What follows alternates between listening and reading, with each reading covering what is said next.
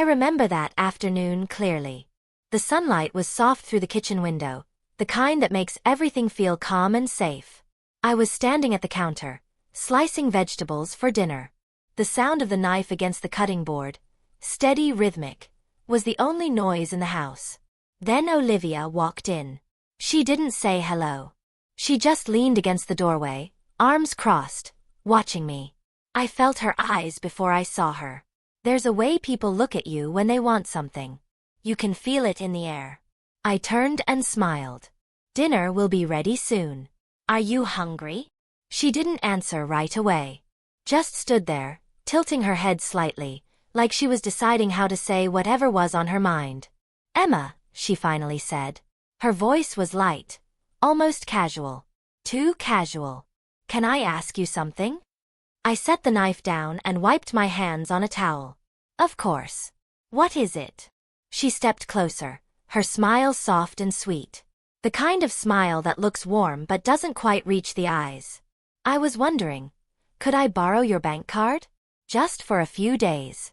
There's a small household thing I need to take care of, and it would be easier if I could just use yours instead of transferring money back and forth. The words hit me slowly, like a stone dropping into still water. I blinked. My bank card. Yes. She nodded, still smiling. It's nothing big. I'll pay you back, of course. I just thought it would be simpler this way. Simpler. I looked at her for a long moment. My mind was racing, but I kept my face calm. Neutral. I've learned over the years that silence is sometimes the best response. Why do you need my card, Olivia? I asked gently. If it's a household expense, can't Daniel help? Her smile faltered, just for a second. Then it returned, brighter this time. Almost too bright. He's been so busy with work lately, she said quickly. I didn't want to bother him. And honestly, Emma, I thought you'd understand. You've always been so generous. Generous. That word sat heavy in my chest. I turned back to the counter, picking up the knife again. My hands were steady, but my heart wasn't. Let me think about it, I said quietly. She hesitated. I could feel her disappointment, even without looking. But she didn't push. Not yet. Of course, she said, her voice softer now. Take your time. Then she left the kitchen, her footsteps light and quick. I stood there alone, the knife still in my hand, staring at nothing. That night, I couldn't sleep. I lay in bed, staring at the ceiling, replaying the conversation over and over in my mind. The way she asked. The way she smiled. The way she said, generous, like it was something I owed her. I've lived in this house for 30 years. I raised my son in these rooms. I've washed dishes in that sink 1,000 times. I've swept these floors, cooked these meals, and kept this home together through every season of life. And now, someone I welcomed into this family was asking for my bank card. Not asking if I needed help. Not offering to contribute. Asking to take. I turned onto my side, pulling the blanket tighter around me. Outside, the wind was rustling the trees. The sound was soft, almost comforting. But inside, something felt wrong. I trusted Olivia when Daniel brought her home. I welcomed her with open arms. I wanted her to feel like this was her home too. I never asked for much. I never demanded respect or gratitude. I just wanted peace. But this felt different. It wasn't just the request. It was the way she asked. Like she expected me to say yes. Like it was already decided. I closed my eyes and took a slow breath. Maybe I was overthinking it. Maybe it really was just a small thing. Maybe I was being unfair. But deep down I knew. Something had shifted. The next morning, I woke up early. The house was still quiet. I made tea and sat by the window, watching the sunrise. The sky was soft and pink, the kind of morning that feels like a fresh start. But I didn't feel fresh. I felt heavy. I thought about my son, Daniel. My sweet boy. The one I raised on my own after his father passed. The one I worked 2 jobs to support. The one I stayed up late with, helping him with homework, packing his lunches, teaching him how to be kind. I gave him everything I had. And now he was married. And his wife was asking me for my bank card. I wondered if he knew. If she had talked to him about it first. Or if this was her idea alone. I heard footsteps upstairs. Olivia was awake. A few minutes later, she came down, dressed and smiling. "Good morning, Emma." "Good morning," I said quietly. She poured herself coffee and sat across from me. Her movements were relaxed, confident, like nothing had changed. "So," she said, stirring sugar into her cup. "Have you thought about what I asked yesterday?" There it was again. That light tone. That easy smile. I looked at her for a long moment. "I'm still thinking," I said. Her smile tightened. Just a little. Just enough for me to notice. "Okay," she said. "No rush."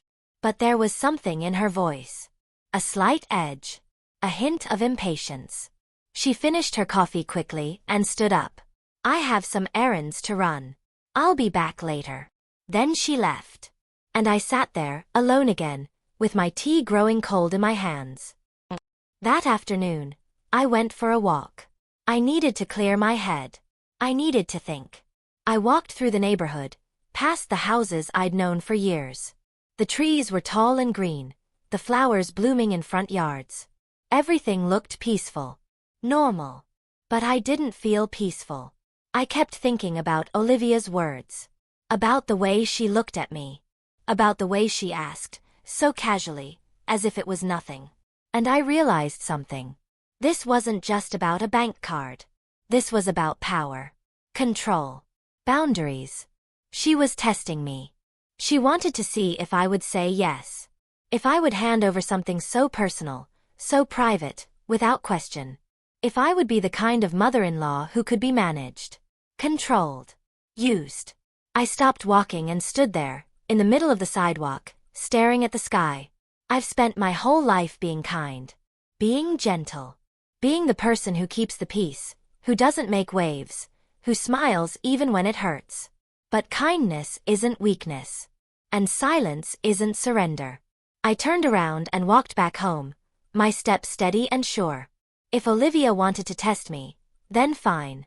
Let her. But she was about to learn something important. I wasn't the woman she thought I was.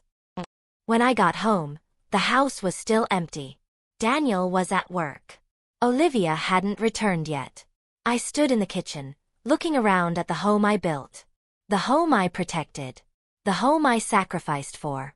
And I made a decision. I wasn't going to react. I wasn't going to yell or cry or confront anyone. Not yet. I was going to watch. And wait. And prepare.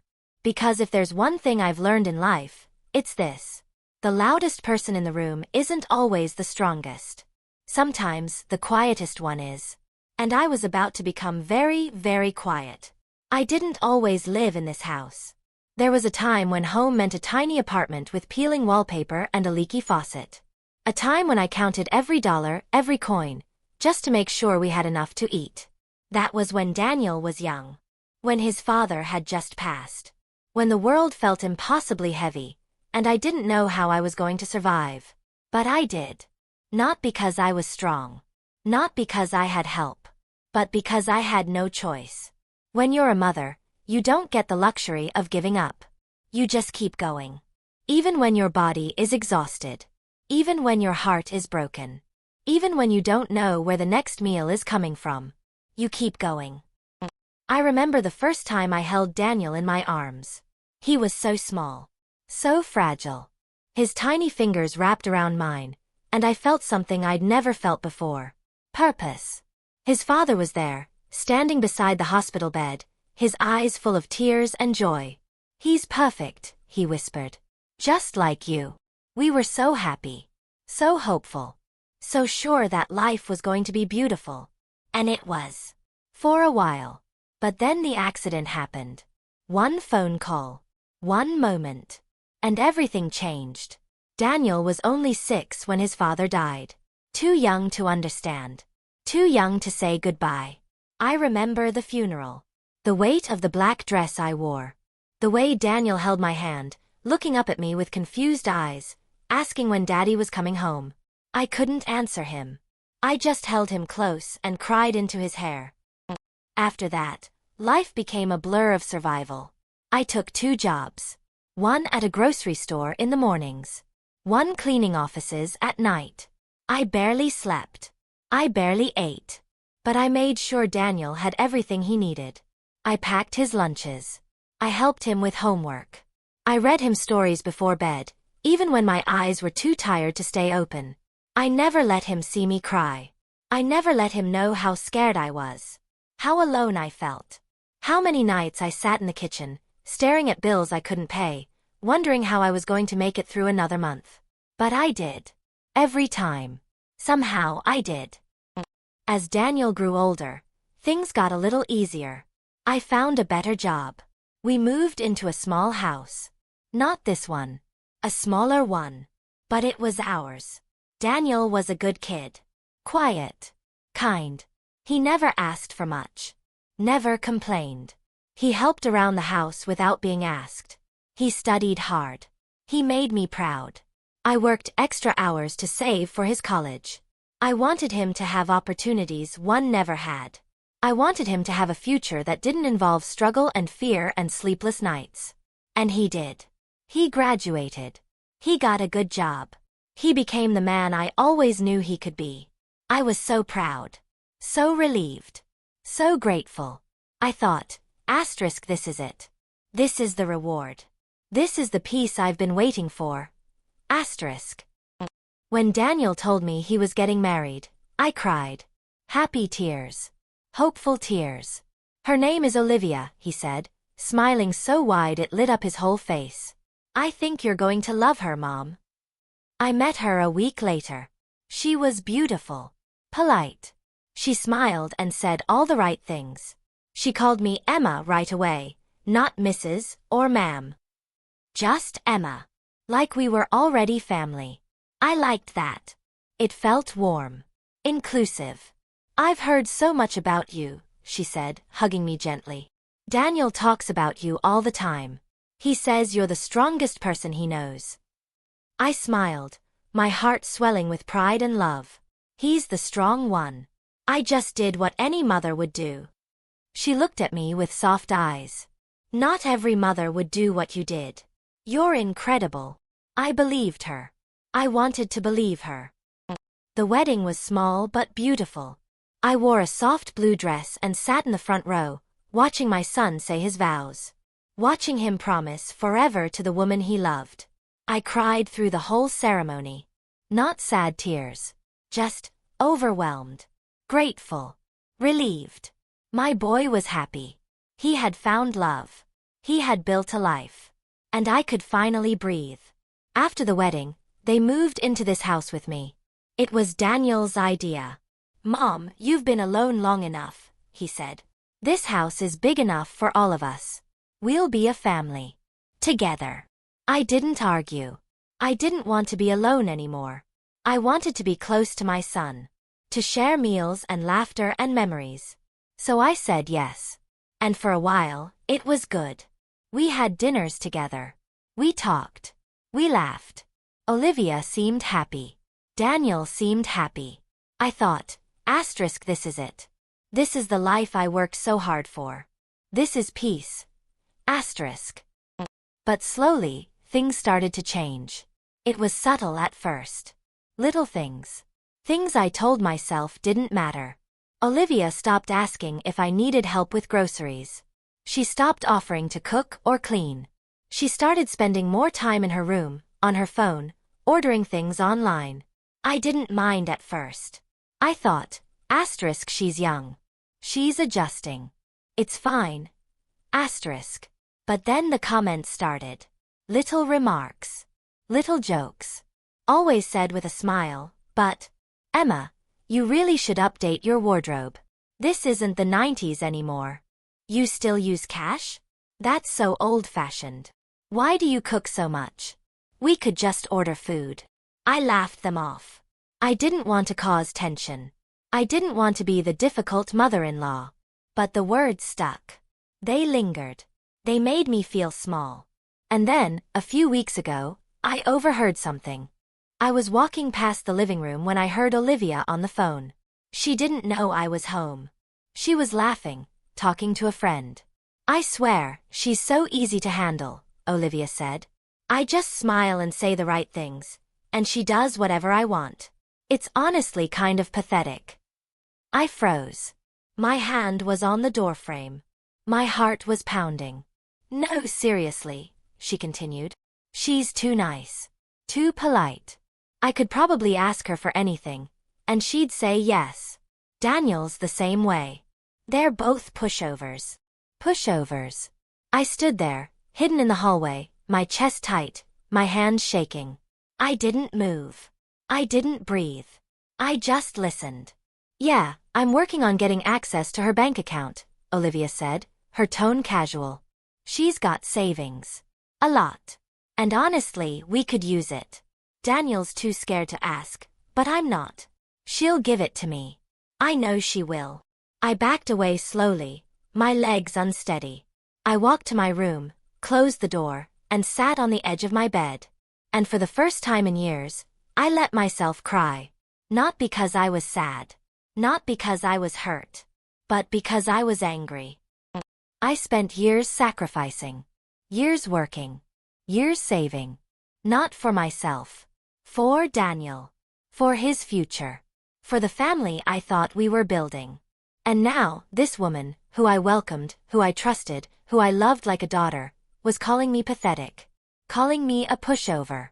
Planning to take what I worked so hard for. I wiped my tears and took a slow, deep breath. No. Not this time. I wasn't going to be silent anymore. I wasn't going to be the easy target. The nice one. The one who smiles and pretends everything is fine. I was going to protect what I built. What I earned. What I sacrificed for. And if Olivia wanted to test me, then fine. Let the test begin. I became a ghost in my own home. Not literally. But quietly. I moved through the rooms with soft steps, listening, watching, noticing. I didn't want to be paranoid. I didn't want to believe the worst. But I couldn't unhear what I'd heard. "She's so easy to handle." Those words echoed in my mind, day after day, like a song I couldn't stop humming. I told myself to let it go. Maybe I misunderstood. Maybe it was just a joke. Maybe I was being too sensitive. But then I started paying closer attention. And the more I watched, the more I saw.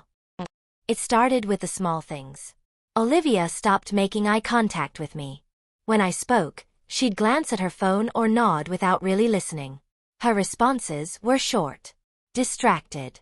Like I wasn't worth her full attention. When Daniel came home from work, she'd greet him with smiles and affection. But the moment I entered the room, her tone would shift. Cooler. More polite.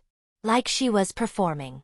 At dinner, she'd talk about her day, her plans, her friends. She'd ask Daniel about work. But she never asked me anything. Not how I was. Not what I did that day. Not if I needed help. I was invisible. A background character in my own home. I told myself it didn't matter. That I was being oversensitive. That this was normal for a young couple adjusting to married life. But deep down I knew. She didn't see me as family. She saw me as an obstacle. One evening, I was in the garden, pulling weeds. The sun was setting, and the air was cool and soft. Gardening always calmed me. It gave me something to focus on, something to control.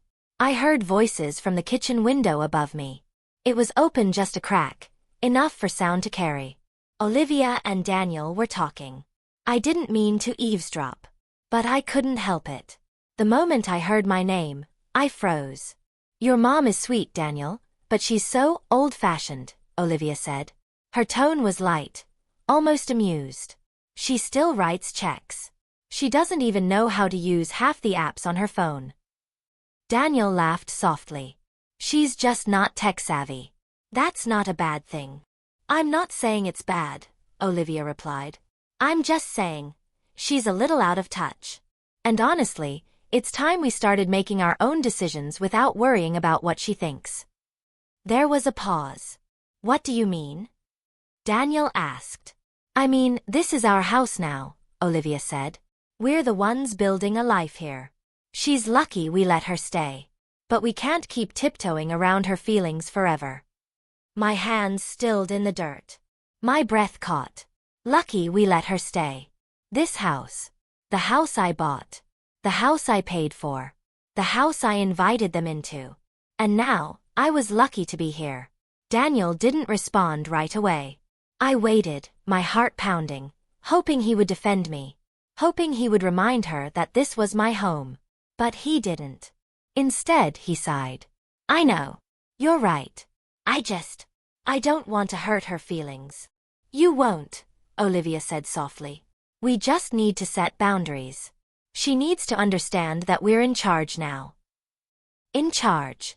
I pulled my hand out of the dirt and stood up slowly, brushing the soil from my fingers. My legs felt weak. My chest felt tight. I walked back into the house through the side door, avoiding the kitchen. I went straight to my room and closed the door. And I sat there, in the silence, staring at the wall. That night, I couldn't sleep again. I kept replaying Olivia's words. The way she said them. The way Daniel agreed. We're in charge now. I thought about all the years I spent building this life. The sacrifices I made. The nights I worked late so Daniel could have a better future. The dreams I gave up so he could have his. And now, in the home I built, I was being told I was lucky to stay. I felt something shift inside me. Something cold and sharp. I wasn't angry. Not yet. I was aware. Aware that I had been too kind. Too trusting. Too willing to make space for someone who saw that space as weakness. I got out of bed and walked to the window. The moon was full and bright, casting silver light across the yard. I thought about my late husband. About the promises we made to each other.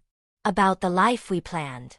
About the son we raised together, even though he never got to see him grow up. I won't let them take this from me, I whispered into the darkness. I won't let them erase everything I worked for. The moonlight seemed to glow a little brighter. Like a quiet nod. Like an agreement. I went back to bed, but I didn't sleep. I planned. The next morning, Olivia came into the kitchen while I was making breakfast. She looked refreshed. Cheerful. Like nothing had happened. Like she hadn't just plotted to take control of my home the night before. Good morning, Emma, she said brightly. Good morning, I replied, my voice calm and even. She poured herself coffee and leaned against the counter, watching me. So, she said, her tone casual. Have you thought any more about the bank card? There it was. Again. I turned to look at her, my expression neutral. I'm still thinking about it. Her smile faltered. Just for a second. You've been thinking about it for a while now. I know, I said gently. It's a big decision. She set her coffee down, her eyes narrowing just slightly. It's really not that big, Emma. I'm just asking for a simple favor. I'm family now. Don't you trust me? Trust. That word again. I looked at her for a long moment. At her perfect makeup. Her designer clothes. Her confident posture. And I smiled. Of course I trust you, I said softly. Her face brightened. So, you'll let me use it? I turned back to the stove, flipping the eggs. Let me talk to the bank first. I want to make sure everything is in order. She hesitated. I could feel her frustration, even though she tried to hide it. Okay, she said slowly. But soon, right?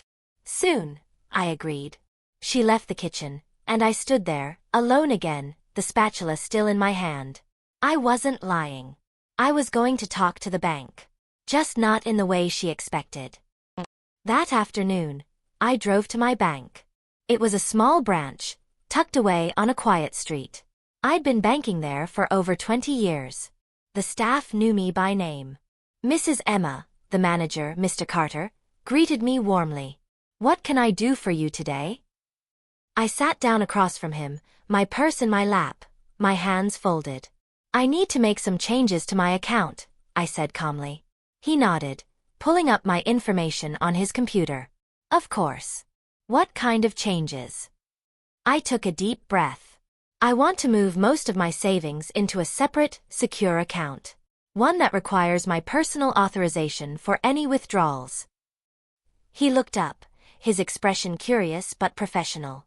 May I ask why? I met his gaze, my voice steady. Let's just say I want to protect what I've worked for. He didn't ask any more questions. He simply nodded. I understand. We can set that up for you today. Good, I said. And I want to leave a small amount in my current account. Enough to look normal. But I want alerts set up. Every time the card is used, I want to know immediately. Mr. Carter typed quickly, his fingers moving over the keyboard. That's easy to arrange. You'll receive email and text notifications for every transaction. Perfect, I said. He looked at me with a small, knowing smile. Mrs. Emma, I've known you for a long time. You're one of the smartest women I know. Whatever you're doing, I'm sure it's the right thing. I smiled back, a real smile this time. Thank you, Mr. Carter. An hour later, I walked out of the bank with a new account, new protections, and a plan. That evening, I cooked dinner as usual.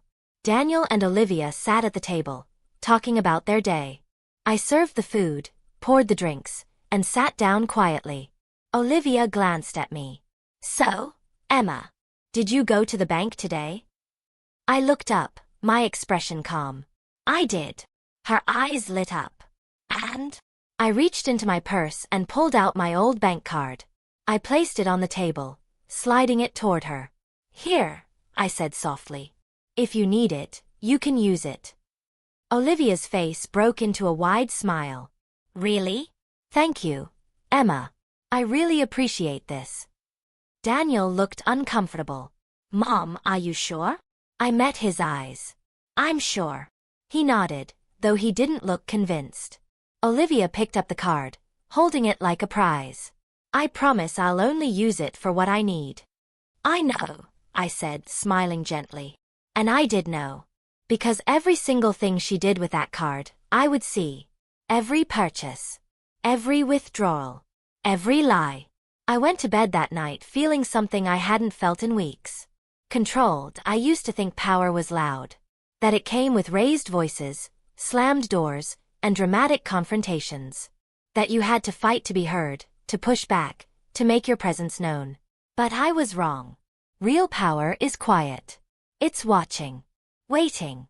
Knowing exactly what's happening while everyone else thinks they're in control. That's the power I held now. And Olivia had no idea. The morning after I gave her the card, I woke up early. The house was still. The air was cool and soft.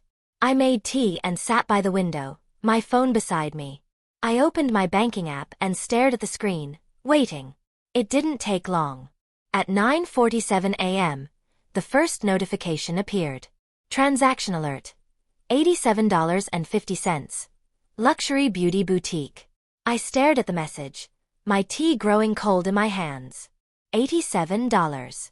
At a beauty boutique. For a household need. I took a slow breath and set my phone down. My hands were steady. My mind was clear. I wasn't angry. Not yet. I was curious. Over the next few days, the notifications kept coming. Transaction alert. $134. Designer handbag outlet. Transaction alert. $62. Upscale cafe. Transaction alert. $210. Online fashion store. Transaction alert. $95. Spa and nails salon. Each one appeared on my phone like clockwork. Each one a little piece of evidence. A little thread I could pull when the time was right. I didn't say anything. I didn't react. I just watched. At dinner, Olivia was cheerful. Glowing, even. She talked about her day, her plans, her new purchases. She didn't mention the card. She didn't thank me again. She just acted like it was hers now. Daniel seemed oblivious. He smiled and nodded along, asking her about her day, complimenting her new earrings. I sat quietly, eating my food, saying little. But inside I was taking notes. One evening, Olivia came downstairs wearing a brand new dress. It was elegant. Expensive. The kind of thing I would never have bought for myself. "Do you like it?" she asked, twirling in front of Daniel. "I got it on sale." He grinned. "It's beautiful. You look amazing." She beamed. I glanced at my phone under the table. The notification from earlier that day was still there. Transaction alert. $310. High-end fashion boutique. $310. For a dress. On sale. I looked up and smiled. "It's lovely, Olivia." She looked at me, surprised. Like she expected me to say something more. But I didn't. I just smiled and went back to my meal. A week passed. Then another. The spending continued. Clothes. Accessories. Dinners out with friends. Salon visits. Online shopping sprees. My phone buzzed constantly. Each notification was another crack in the image Olivia had built. Another piece of proof that she wasn't using my card for household needs. She was using it for herself. And she thought I didn't know. One afternoon, I was sitting in the living room, reading a book, when Olivia walked in. She sat down across from me, her phone in her hand. "Emma," she said, her tone casual. I was thinking, it would be easier if I just kept the card permanently. You know, for emergencies and things like that. I looked up from my book, my expression calm. "Permanently?" "Yeah," she said, nodding. "I mean, you're not really using it much anyway, right? And it would just make things simpler." Simpler. That word again. I closed my book and set it on the table beside me. I folded my hands in my lap and looked at her. "Olivia," I said gently. "Do you think I'm stupid?" Her smile froze. "What? No, of course not. Why would you say that?" "Because you're acting like I am," I said, my voice still soft. Still calm. "You asked for my card for a small household need. But I've been watching. I've seen every transaction. Every purchase. Every salon visit. Every expensive dress." Her face went pale. She started, but I held up a hand. "I'm not finished," I said quietly. She closed her mouth, her eyes wide. "I gave you that card to see what you would do," I continued. "To see if you were trustworthy. To see if you respected me. And now I know." She opened her mouth again, but no words came out. I stood up, smoothing my skirt. "The card you have? It's connected to an account with a very small amount of money. Just enough to look real. My actual savings? They're somewhere you'll never touch." Her face shifted from shock to panic. "Emma, I can explain." "I don't need you to explain," I said, my voice firm but not loud. "I need you to understand. You're in my home. You're using my resources. And you will not take advantage of me." I walked past her, heading toward the stairs. "We'll talk more soon," I said over my shoulder. "And your husband will be part of that conversation." I didn't wait for her response. I just walked away, my head high, my heart steady. That night, I sat in my room, staring at my phone. The notifications had stopped. Olivia hadn't used the card since our conversation. Good. She was scared now. Unsure. Off balance. That's exactly where I needed her to be. The next morning, I called Daniel. "Can you come home early today?" I asked. "I need to talk to you. It's important." He hesitated. "Is everything okay?" "It will be," I said. "Just come home. Please." "Okay, Mom. I'll be there." When Daniel arrived, Olivia was already in the living room. She looked nervous. Her hands were fidgeting in her lap. I was calm. Prepared. Daniel sat down, looking between us. "What's going on?" I took a deep breath. "I need to show you something."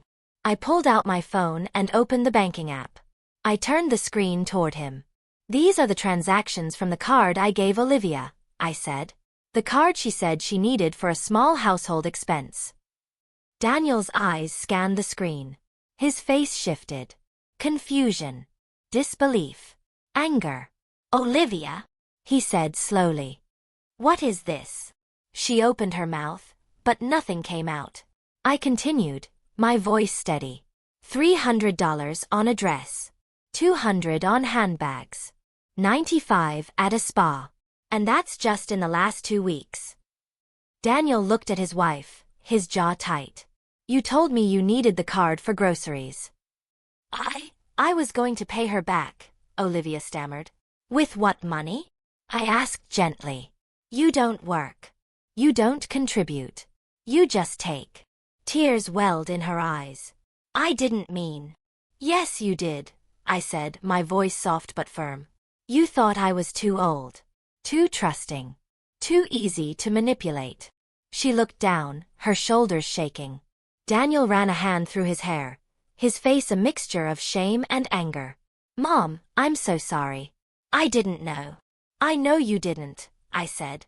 But you need to. I looked at Olivia. I'm not kicking you out. I'm not punishing you. But things are going to change. You will respect me. You will contribute. And you will never ever take advantage of me again. She nodded, tears streaming down her face. I'm sorry. I'm so sorry. I stood up, my heart heavy but my resolve strong. We'll rebuild, I said. But it starts with honesty. And for the first time in weeks, I felt like I could breathe again. Trust is a fragile thing. It takes years to build, but only seconds to shatter. And once it's broken, you can tape the pieces back together, but the cracks will always show. I'd given Olivia the card knowing exactly what would happen. I wasn't naive. I wasn't hopeful.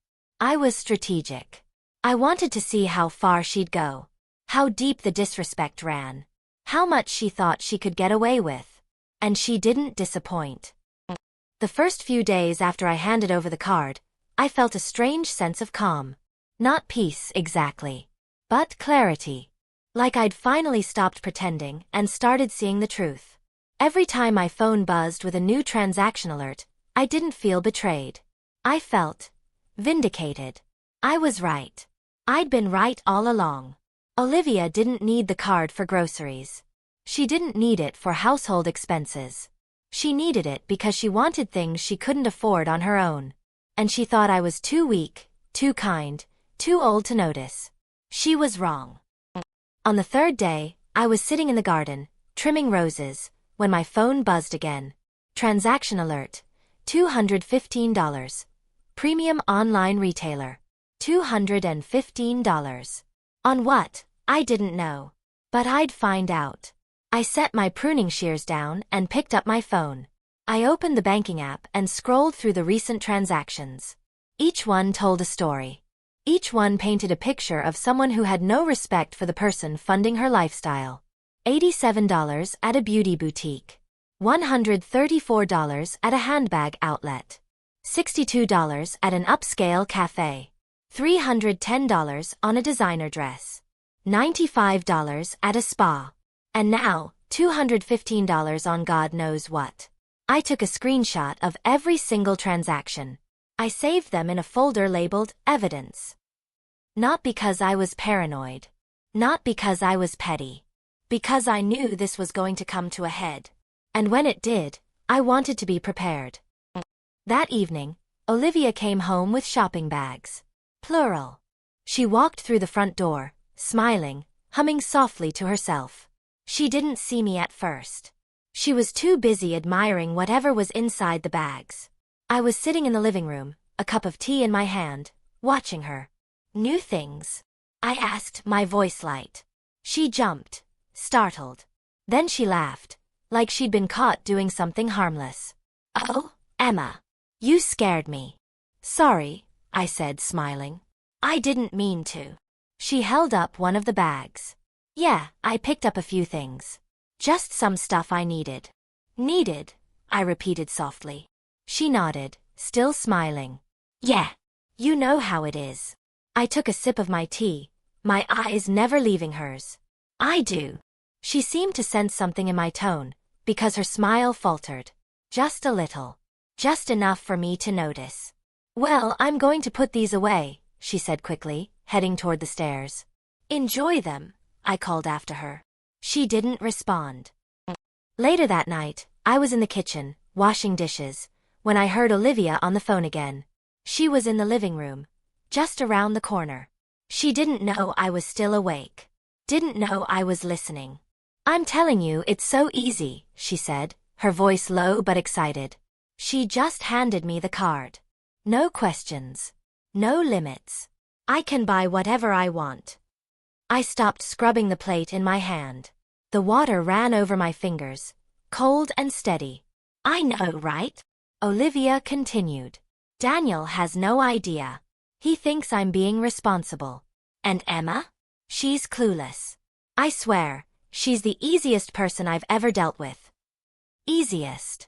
My jaw tightened. "I'm thinking I'll ask her for more," Olivia said, laughing softly. "Maybe I'll tell her I need it for something important. She'll believe me. She always does."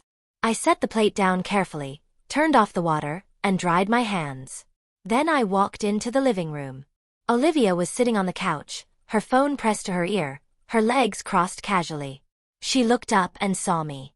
Her face went white. I have to go," she said quickly into the phone. "I'll call you back." She hung up and stood, forcing a smile. "Emma. Hi. I didn't know you were still up." "I heard," I said simply. Her smile vanished. "Heard what?" "Everything," I said, my voice calm. Too calm. "I heard you call me clueless. I heard you laugh about how easy I am to manipulate. I heard you plan to ask me for more money." She opened her mouth, but no words came out. I took a step closer. Not aggressive. Just present. "You think I'm stupid, don't you?" "No," she said quickly, shaking her head. "No, Emma, I—" "Don't lie to me," I said, my voice still soft. "Not anymore." She looked down, her hands trembling. "I gave you that card for a reason," I said. "Not because I'm clueless. Not because I'm easy. But because I wanted to see who you really are." She looked up, tears forming in her eyes. "Emma, please." "I've seen enough," I said. "And soon Daniel will too." I turned and walked away, leaving her standing there, alone in the silence. That night, I lay in bed, staring at the ceiling. I wasn't angry anymore. I was tired. Sad. Disappointed. Not in Olivia. I'd already known what she was. But in myself. For hoping she'd be different. For wanting to believe the best in her. I'd spent my whole life being kind. Being trusting. Being the person who gave others the benefit of the doubt. And where had it gotten me? Used. Disrespected. Called clueless. I closed my eyes and took a deep breath. Tomorrow, things would change. Tomorrow, the truth would come out. And there would be no more pretending.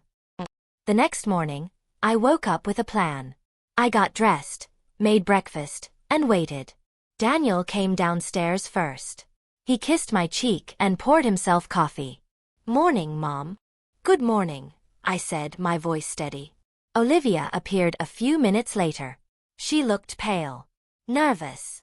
She avoided eye contact with me, sitting down at the table in silence. Daniel looked between us, sensing the tension. "Is everything okay?" I set down my coffee cup and looked at him. "Actually, I need to talk to you both. Tonight.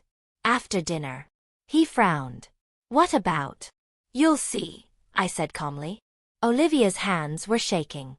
She stared at her plate, not eating. Daniel looked confused but nodded. "Okay. Sure." I smiled. "Good." And for the rest of the day, I prepared. By the time dinner came around, I was ready. I'd printed out every transaction, every screenshot, every piece of evidence. I placed them in a folder and set it on the table. When Daniel and Olivia sat down, I didn't wait. I opened the folder and slid the papers across the table.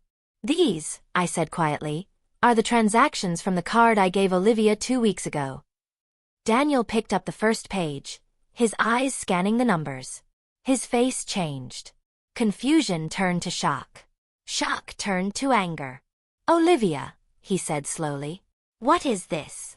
She didn't answer. She just stared at the table, tears streaming down her face. I continued, my voice calm. She told me she needed the card for a small household expense. But as you can see, she spent over $1,500 on clothes, accessories, spa treatments, expensive dinners with friends. Daniel's hands were shaking. $1,500? Yes, I said. He looked at Olivia, his jaw tight.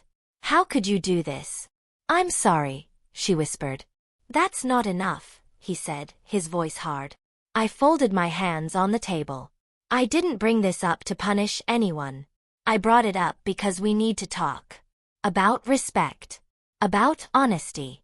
About what it means to be a family. Olivia sobbed quietly. Daniel ran a hand through his hair, looking lost. And I sat there, calm and steady, knowing that the hardest part was still to come. There are moments in life that change everything.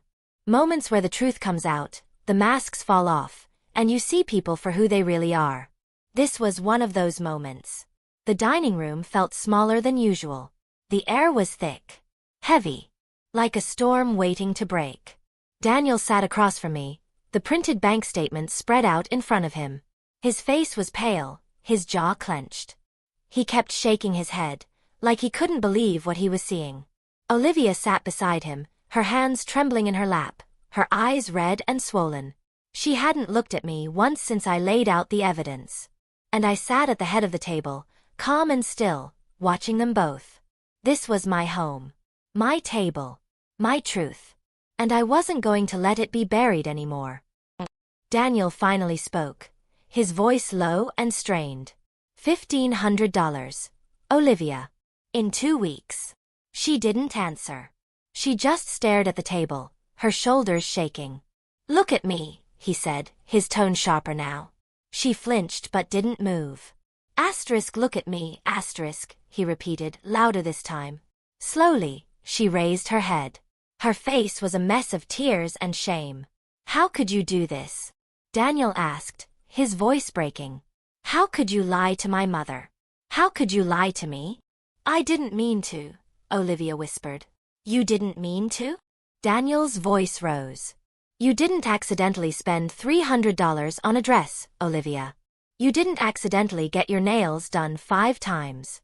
You didn't accidentally lie about needing money for groceries. I know, she sobbed. I know. I'm sorry. Sorry doesn't fix this, Daniel said, his hands trembling as he picked up one of the statements. This is my mother's money. Money she worked for. Money she saved. And you just took it. Like it was yours. Olivia covered her face with her hands, crying harder now. I watched her, my heart heavy but my resolve firm.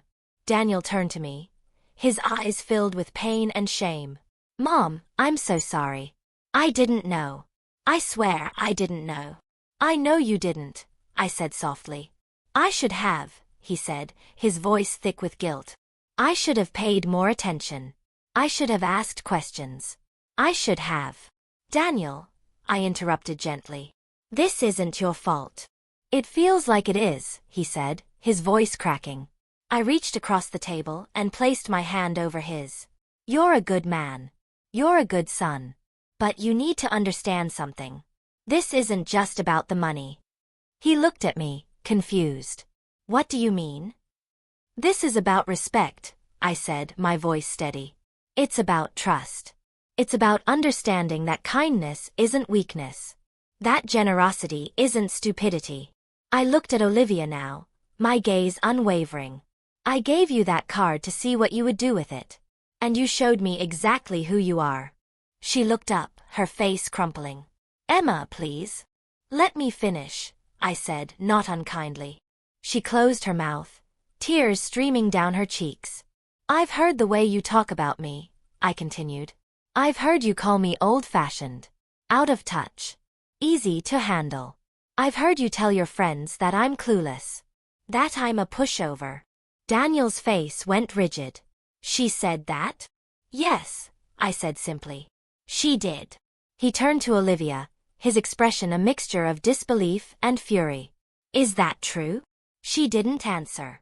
She just cried. Asterisk, is it true? Asterisk, he demanded. Yes, she finally whispered. Yes. I said those things. I'm sorry. Daniel stood up abruptly, his chair scraping against the floor.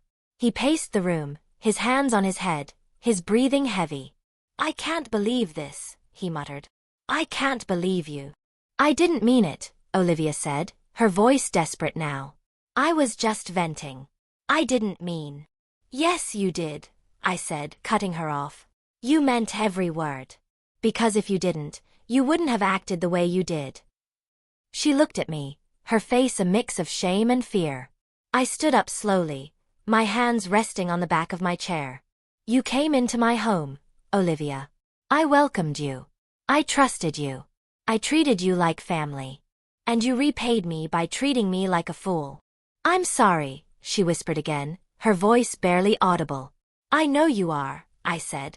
But sorry isn't enough. The room fell silent. Daniel stopped pacing and stood by the window, his back to us, his shoulders tense.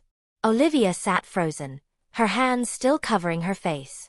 And I stood there, feeling the weight of everything I'd been carrying for weeks finally lifting.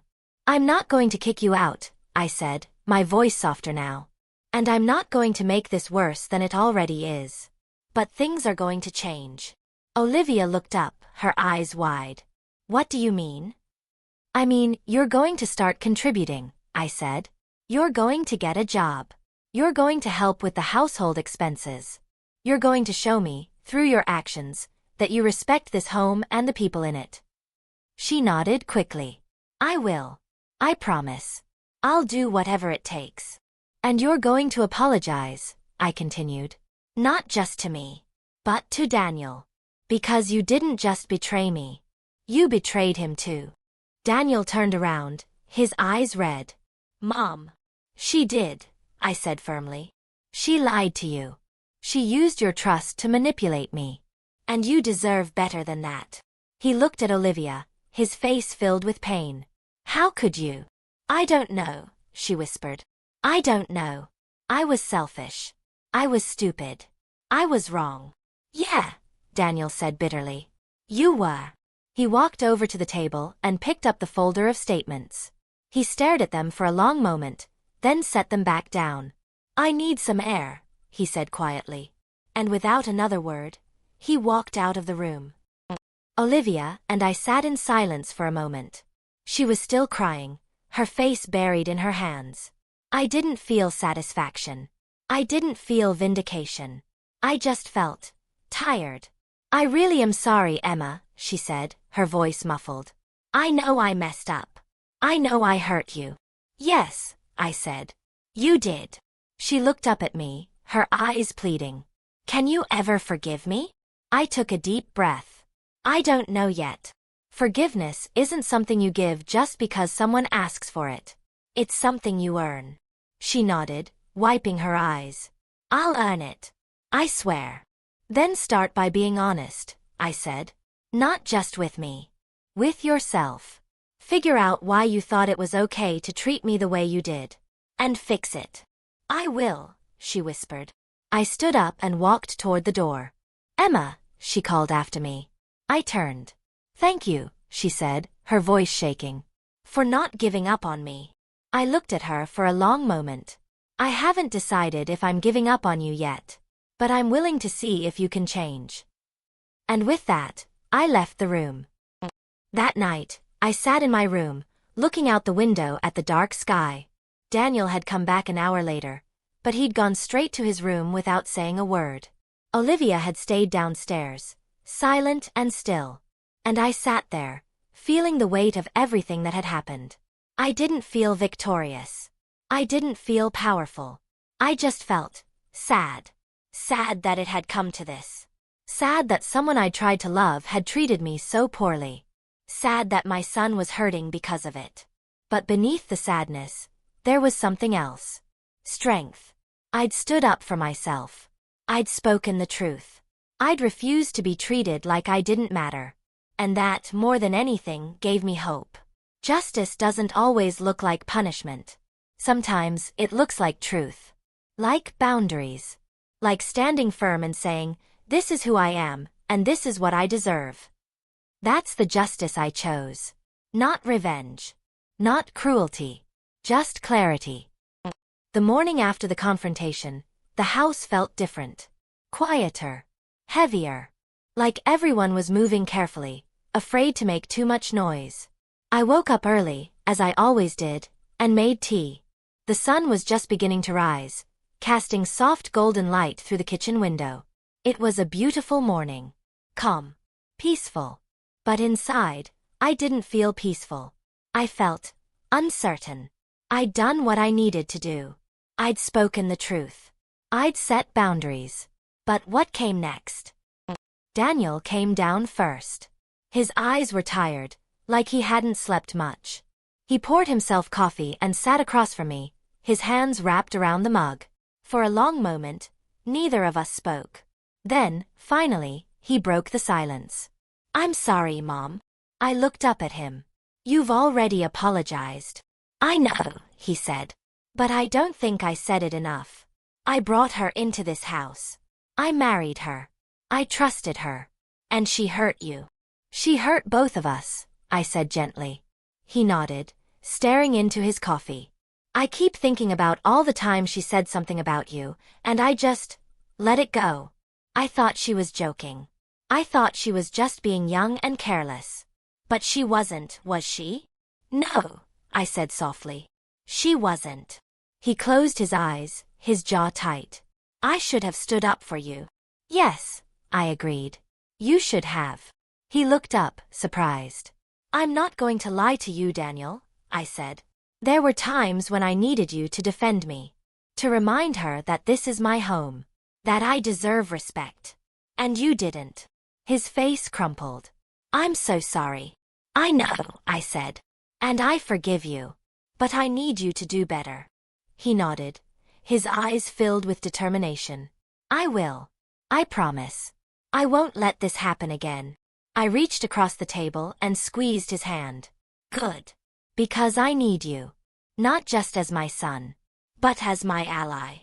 "You have me," he said firmly. "Always." A few minutes later, Olivia came downstairs. She looked small. Fragile. Her eyes were red and swollen, her face bare of makeup. She looked nothing like the confident, polished woman who had walked into my kitchen weeks ago. She stopped in the doorway when she saw us, like she wasn't sure if she was allowed to enter. "Good morning," I said calmly. "Good morning," she whispered. Daniel didn't say anything. He just looked at her, his expression unreadable. She poured herself a glass of water and sat down at the far end of the table, as far from us as possible. The silence was thick. Finally, I spoke. "Olivia, I've been thinking." She looked up, her eyes wide and fearful. "I meant what I said last night," I continued. "Things are going to change. But I want to be clear about what that means." She nodded quickly. "Okay. Whatever you need." "I need honesty," I said. "I need respect. I need you to stop seeing me as someone you can manipulate or take advantage of." "I don't," she said, her voice desperate. "I don't see you that way anymore. I swear." I looked at her steadily. "Then prove it." "How?" she asked. "By changing," I said simply. "By getting a job. By contributing to this household. By showing me, through your actions, that you value what we have here." She nodded. "I will. I'll start looking for work today." "Good," I said. "And one more thing." "Anything," she said. "I want you to apologize to Daniel," I said. "Not just for lying to me, but for lying to him. For using his trust to hurt me. He deserves that." She turned to Daniel, her eyes filled with tears. "Daniel, I'm so sorry. I'm so sorry. I never should have lied to you. I never should have done any of this. You trusted me, and I betrayed you. I don't deserve your forgiveness, but I'm begging you to give me a chance to earn it back." Daniel stared at her for a long moment. His face was hard, unforgiving. Then, slowly, he nodded. "I'm not ready to forgive you yet, but I'm willing to see if you can change." She sobbed, covering her face with her hands. "Thank you. Thank you." After breakfast, I went to my room and sat on the edge of my bed. I felt lighter. Like a weight I'd been carrying for weeks had finally been lifted. I'd spoken my truth. I'd set my boundaries. I'd demanded respect. And I'd done it without yelling. Without cruelty. Without losing myself. That felt like a victory. Later that afternoon, I received a call from Mr. Carter at the bank. "Mrs. Emma," he said warmly. "I just wanted to check in and see how things are going." I smiled. "Things are better. Thank you for your help." "Of course," he said. "I'm glad we could set up those protections for you. Did the alerts work the way you needed?" "Perfectly," I said. "They gave me exactly what I needed to see." "Good," he said. "And just so you know, your savings are completely secure. No one can access that new account without your personal authorization." "Thank you," I said, my voice full of gratitude. "You have no idea how much peace of mind that gives me." "I'm glad," he said. "And Mrs. Emma? If you ever need anything else, you know where to find me." "I do," I said. "Thank you, Mr. Carter." After I hung up, I sat there for a moment, staring at my phone. My savings were safe. My boundaries were set. My truth was spoken. And for the first time in weeks, I felt like myself again. That evening, I cooked dinner. It was a simple meal: roasted chicken, vegetables, mashed potatoes. Nothing fancy. But it felt good to cook. To do something normal. Something familiar. Daniel and Olivia helped set the table.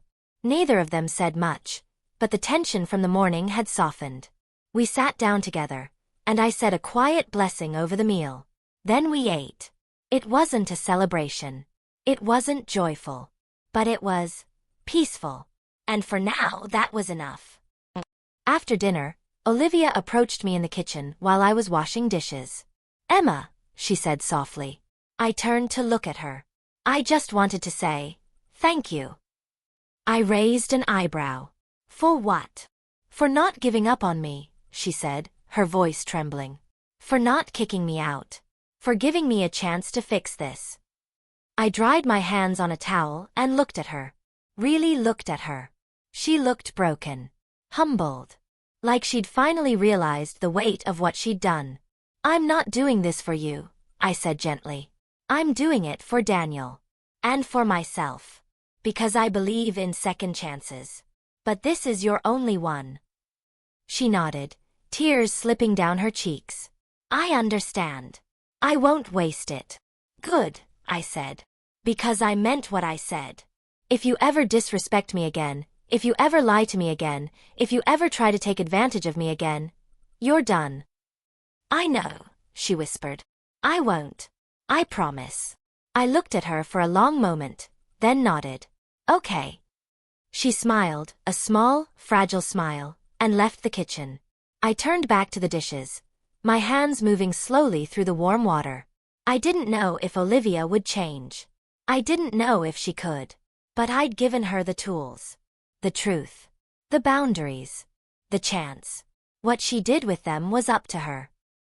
That night, I sat in my room, looking out at the stars. I thought about everything that had happened.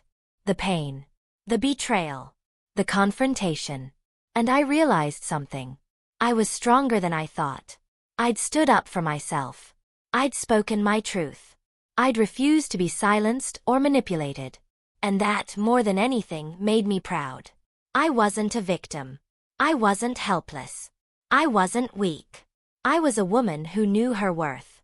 And no one was going to take that away from me. Healing doesn't happen overnight. It's not a single moment, a single conversation, a single apology. It's a slow process. A series of small steps, small choices, small acts of courage. But it does happen. If you're willing to do the work. The weeks that followed the confrontation were strange. Quiet. Tentative. Olivia kept her promise. She started looking for work immediately. Within 2 weeks, she'd found a job at a local boutique.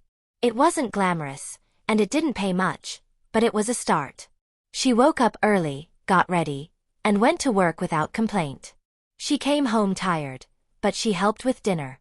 She cleaned. She contributed. She was trying. Daniel noticed. So did I. He was still distant with her. Still hurt. But he was watching. Waiting. Hoping, I think, that she would prove herself. And slowly she did. One evening, about a month after everything had come out, Olivia came into the kitchen while I was making tea. "Emma," she said softly, "can I talk to you?" I looked up. Of course. She sat down at the table, her hands folded in her lap. She looked nervous. But also sincere. "I wanted to thank you," she said, "for giving me a second chance. I know I didn't deserve it." "You're right," I said gently. "You didn't." She nodded. "I've been thinking a lot about what you said. About respect. About trust. About what it means to be family." "And?" I asked. "And I realized. I didn't understand any of those things," she said. "I thought family meant you could take what you wanted. That love meant people would always forgive you. But that's not true, is it?" "No," I said. "It's not. Family means showing up," she said, her voice quiet but steady. "It means contributing. It means caring about the people around you, not just what they can give you." I looked at her for a long moment. "Yes, that's exactly what it means." She smiled, a small, genuine smile. "I'm learning. Slowly. But I'm learning." "Good," I said. She stood up, hesitated, then said, "I'm going to keep proving it to you. Every day. For as long as it takes." "I believe you," I said. And I meant it. Daniel and I started having coffee together in the mornings again. Just the two of us. Before Olivia woke up. Before the day started. It was our time. Our space. One morning, he looked at me and said, "You're different, Mom." I raised an eyebrow. "Different how?" "Stronger," he said. "More confident. Like you know exactly who you are." I smiled. "I think I finally do." He nodded slowly. "I'm proud of you." My chest tightened. "Thank you." "I mean it," he said. "You didn't let anyone push you around. You stood up for yourself. And you taught me something important." "What's that?" I asked. "That kindness isn't weakness," he said. "And that setting boundaries doesn't make you mean. It makes you strong." I reached across the table and took his hand. "You're a good man, Daniel. And I'm proud of you too." He smiled, his eyes bright. And in that moment, I felt something I hadn't felt in a long time. Peace. As the months passed, life settled into a new rhythm. Olivia continued working. She saved her paychecks. She contributed to groceries and bills. She stopped spending recklessly. She stopped treating my home like a hotel. She started asking me questions. About my life. About my past. About what it was like raising Daniel on my own. And I answered. Not because I had to. But because I wanted to. Because I could see her trying. I could see her changing. And I believed in second chances. One Saturday afternoon, Olivia and I were in the kitchen together, making dinner. She was chopping vegetables while I seasoned the chicken. "Emma," she said suddenly, "can I ask you something?" "Of course," I said. "Why did you give me another chance?" she asked, her voice quiet. "After everything I did. After all the lies. Why didn't you just kick me out?" I paused, setting down the spice jar. I looked at her, really looked at her. "Because I believe people can change," I said. "And because I didn't want to give up on you before you had a chance to prove me right." Her eyes filled with tears. "I won't let you down." "I know," I said. "You already haven't." She smiled through her tears, and for the first time since she'd moved in, I felt like we were finally family. That night, the three of us sat down for dinner together. The table was full of food, laughter, and conversation. Daniel told a story about work. Olivia teased him gently. I smiled and listened, my heart full. This was what I'd always wanted. A home filled with love. With respect. With honesty. And finally, I had it. Later, after the dishes were done and the house was quiet, I stood in the doorway of the living room, looking around. This was my home. The home I built. The home I protected. The home I fought for. And it was still mine. But now, it was also theirs. Not because they took it. But because I shared it. Because we rebuilt it. Together. I walked out onto the back porch and looked up at the sky. The stars were bright and endless, shimmering in the darkness. I thought about everything I'd been through. The pain. The betrayal. The fear. The strength. And I realized something. I wasn't the same woman I'd been a few months ago. I was stronger. Wiser. More sure of myself. I'd learned that kindness doesn't mean letting people walk all over you. That love doesn't mean silence. That peace doesn't mean avoiding conflict. Sometimes, peace means standing up. Speaking out. Setting boundaries. And that's exactly what I'd done. I heard the door open behind me. Daniel stepped out onto the porch, a blanket in his hands. "Thought you might be cold," he said, wrapping it around my shoulders. "Thank you," I said, smiling. He stood beside me, looking up at the stars. "It's a beautiful night." "It is," I agreed. We stood in comfortable silence for a moment. Then Daniel said, "I'm glad you didn't give up on us, Mom." I looked at him, my heart swelling. "I'll never give up on you. You're my son. My heart. My everything." He smiled, and for a moment, he looked like the little boy I used to tuck into bed. The little boy I read stories to. The little boy I raised. "I love you, Mom," he said softly. "I love you too," I whispered. That night, I went to bed with a full heart. I didn't know what the future held. I didn't know if Olivia would continue to grow. I didn't know if life would stay this peaceful. But I knew one thing. I was enough. I was strong. I was worthy. And no one could ever take that away from me. The end. ## final reflection. This wasn't just a story about a bank card. It was a story about respect. About boundaries. About learning to stand up for yourself, even when it's hard. It was a story about grace. About giving second chances without losing yourself. About knowing when to fight and when to forgive. And most of all, it was a story about a woman who refused to be silent. A woman who knew her worth. A woman who reclaimed her power. And that woman was me.